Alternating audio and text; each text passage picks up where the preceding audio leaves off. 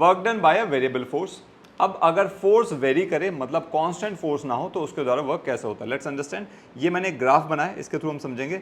ये ओ ओरिजिन है, x axis, Y axis पे आपकी अप्लाइड फोर्स है। जो फोर्स अप्लाई की गई उसको हमने इस वाई एक्सिस पे रिप्रेजेंट किया एफ एक्स के द्वारा, और एक्स एक्सिस के अलॉन्ग उसकी डिस्प्लेसमेंट हो रही है। तो ये जो ग्राफ होगा उसका ये वाला कर्व आप देख रहे हैं, जो ब्लैक लाइन मैंने बनाई है ये इसका ग्राफ है, ठीक है। तो मतलब ये देखिए वेरिएबल फोर्स है, फोर्स इस पॉइंट पे यहाँ पे है, इस पॉइंट पे फोर्स की वैल्यू ये हो गई, इस पॉइंट पे फोर्स की वैल्यू ये होगी। तो आप देख रहे हैं फोर्स की जो वैल्यूज हैं वो बार बार चेंज हो रही है। सो अगर इस तरह की फोर्स मिल जाए, स्ट्रॉन्ग, आपके पास स्ट्रेट अवे एक कांस्टेंट फोर्स है, फॉर्मूला पुट करके वैल्यू निकाल सकते हैं। अगर फोर्स वेरी करे, वेरिएबल फोर्स हो, तब उसके द्वारा वर्क कैसे निकालेंगे, will solve in this question.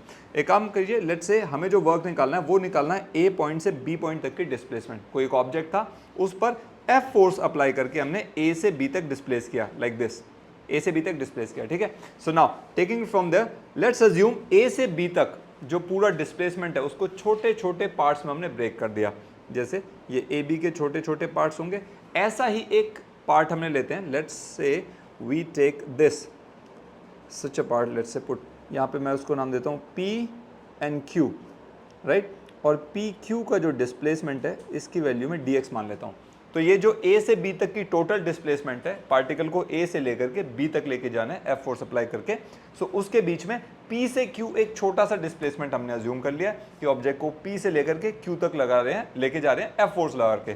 So let's say F is the, marker change कर लेते हैं, let's say F is the force applied for a small displacement. Small displacement would be let's say dx।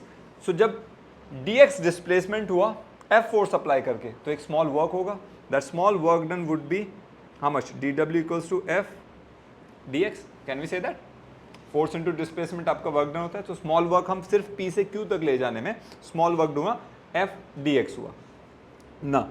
और ये F D x, अच्छा हम ये assume करके चल रहे हैं ये जो डिस्प्लेसमेंट है ये फोर्स की डायरेक्शन में ही हुई है, यानी कि जिस डायरेक्शन में फोर्स लगा है उसी डायरेक्शन में डिस्प्लेसमेंट हुई है। ऑब्जेक्ट को आप पुश कर रहे थे, सपोज आप फॉरवर्ड डायरेक्शन में पुश कर रहे थे, तो ऑब्जेक्ट भी फॉरवर्ड डायरेक्शन में ही मूव कर रहा है, इससे की सिचुएशन है। तो F D X cos 0 degree हो जाएगा, क्योंकि वर्क क्या होता है, normally work is equals to F dot D S, force और डिस्प्लेसमेंट का डॉट प्रोडक्ट होता है, राइट। तो F S cos theta, cos 0 की वैल्यू 1 होती है, तो स्मॉल वर्क हो गया हमारा एफ डी एक्स, ठीक है। अच्छा इसको कंप्लीट कर लेते हैं, लेट्स से पी क्यू आर एस। ये कब है, ये तब है जब जो फोर्स है ना एफ फोर्स, हमने अज्यूम किया है पी से क्यू तक डिस्प्लेसमेंट के लिए। ये जो फोर्स यहाँ पे देख रहे हैं आप, आपको लग रहा है एक स्ट्रेट लाइन है यहाँ से यहाँ तक, ये जो एस आर के बीच में लग रहा है हल्का सा, कैन वी अज्यूम कि कर्व नहीं है, बहुत छोटा सा पार्ट लिया, तो शायद उसके लिए अप्रोक्सीमेटली स्ट्रेट लाइन अज्यूम कर लेते हैं। स्ट्रेट लाइन है मतलब हमने अज्यूम कर लिया एस से आर के बीच में जो फोर्स लगी है वो कांस्टेंट है, सपोज यहाँ से यहाँ तक, ठीक है। बहुत इनफाइनाइटली स्मॉल डिस्प्लेसमेंट की हम बात कर रहे हैं, उस छोटी सी डिस्प्लेसमेंट के लिए फोर्स कांस्टेंट की अज्यूम कर लिया, तो कांस्टेंट फोर्स के द्वारा हमने वर्क कर दिया।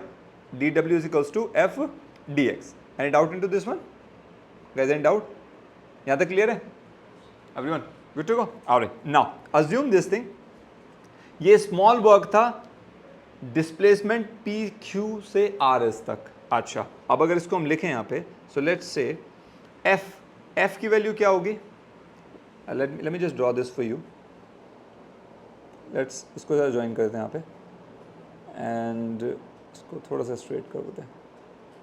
सो अजम्पशन आप ये कर सकते हैं कि बेटा यहाँ से यहाँ तक क्या है, this is your F O to M assume कर लेते हैं।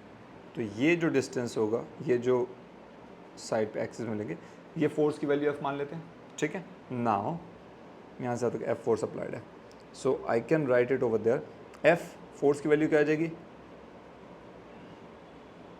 P S, can I say that. ये जो फोर्स है वर्टिकल डायरेक्शन में फोर्स है ना यहाँ से यहाँ तक, ये पी एस वैल्यू मान ली फोर्स की, ठीक है। और डिस्प्लेसमेंट डी एक्स क्या है, P Q, so P S into P Q, can I say that small work, ये सुनो, ऑलराइट। यहाँ से यहाँ तक फोर्स है, ये वाली साइड फोर्स है और ये वाली साइड डिस्प्लेसमेंट है, तो फोर्स इंटू डिस्प्लेसमेंट यानी कि P S into P Q. Now आप देखिए ये पी एस और पी क्यू क्या दे रहा है, it is actually the area of rectangle P Q R S, length into breadth, yes और नो? अब देखिए पी एस और P Q, length into breadth, ये क्या दे रहा है आपका? This is giving you the area of this, ये जो पिंक कलर में मार्क किया हुआ है, right, it is giving you the area of this small rectangle, right? So small work done, so what you can do is small work done in moving the object through a displacement ds, small work done is equals to area of the rectangle PQRS. Is that clear? That is the amount of work done, small amount of work done rather हम कहेंगे, small amount of work done in moving the object from P to Q, ठीक है, F constant force apply करके, ठीक है। अब हमें actually चाहिए क्या? हमने तो ऑब्जेक्ट को डिस्प्लेस कहां से कहां किया है? ए पॉइंट से बी पॉइंट तक उसकी नेट डिस्प्लेसमेंट है, टोटल डिस्प्लेसमेंट हुई थी। इन दैट केस अगर हमें टोटल वर्क निकालना है, that would be equal to the sum of the small works. मतलब इस तरह के देखो बहुत सारे छोटे छोटे डिस्टेंसेस हो सकते हैं, डिस्प्लेसमेंट्स हो सकती हैं, यस और नो? तो उन सभी के ऊपर जो छोटा छोटा वर्क हो रहा है, D W D W D W, उन सबको ऐड कर दें, मतलब समेशन, ये सिग्मा जो है समेशन का सिंबल है, we can add it over there, right? That means इसको आप और क्या कर सकते हो? इंटीग्रेट कर सकते हैं, right? Integrate this small work done कहां से कहां तक? जब डिस्प्लेसमेंट अज्यूम कीजिए ओ से ए तक डिस्प्लेसमेंट थी हमारी एक्स ए, और ओ से बी तक डिस्प्लेसमेंट को अज्यूम कर लीजिए एक्स बी, सॉरी, ठीक है। सो ये क्या हो जाएगा? Displacement x a to x b, d डब्ल्यू का integration, that means integration of area P Q R S x a to x b, इसका मतलब क्या है? Integration of the entire area, इसको एज्यूम कर लीजिए एन क्यू आर दे रखा है टी, ठीक है। So this is equal to integration of A N T B, ठीक है। So what you can do is area of, ये आप कह सकते हैं फिगर या curve under A N T B, ठीक है जी। सो इस पूरी फिगर का, इस पूरे डायग्राम का, यानी कि इस फोर्स के अंदर जितना एरिया आ रहा है, ये टोटल एरिया आपको क्या दे देगा? Amount of work done. So हमारे पास यहाँ से एक मेथोडोलॉजी आ गई, अगर आपको वेरिएबल फोर्स दी गई है अलोंग एनी एक्सिस और उसको अलोंग एनी एक्सिस डिस्प्लेसमेंट करवाया जा रहा है उसके द्वारा किसी भी ऑब्जेक्ट पे, तो आप अगर उसका वर्क पूछा जाएगा कि वो फोर्स के अप्लाई करके कुछ डिस्प्लेसमेंट किए, तो वर्क कितना होगा? That would be the area under the force and displacement curve, area under F T graph, इसको ऐसे बोलेंगे, फोर्स और sorry F x graph, force और डिस्प्लेसमेंट है ना, एक्स मान लो डिस्प्लेसमेंट है, एफ फोर्स है, तो इसको क्या बोलेंगे? एफ एक्स ग्राफ, फोर्स और डिस्प्लेसमेंट ग्राफ है, तो इसको हम क्या बोलेंगे? Force and F x, sorry force and displacement curve के अंडर जितना एरिया होगा वो हमें वर्क दे देगा। Is that clear? Any doubt? Good to go? Alright, great. Now अच्छा, इसमें एक चीज ध्यान रखना, यहाँ पे हम मान के चल रहे हैं कि डिस्प्लेसमेंट फिक्स है एक पर्टिकुलर डायरेक्शन में, मतलब फोर्स का मैग्नीट्यूड चेंज हो रहा है लेकिन उसका डायरेक्शन सेम है, हम ये अज्यूम करके चल रहे हैं, अलोंग एक्स एक्सिस ट्रेवल कर रहा है, ठीक है। इन केस यहाँ पे मैं लिख देता हूँ, अगर यहाँ पे एक नोट बना के लिखिए, इफ बोथ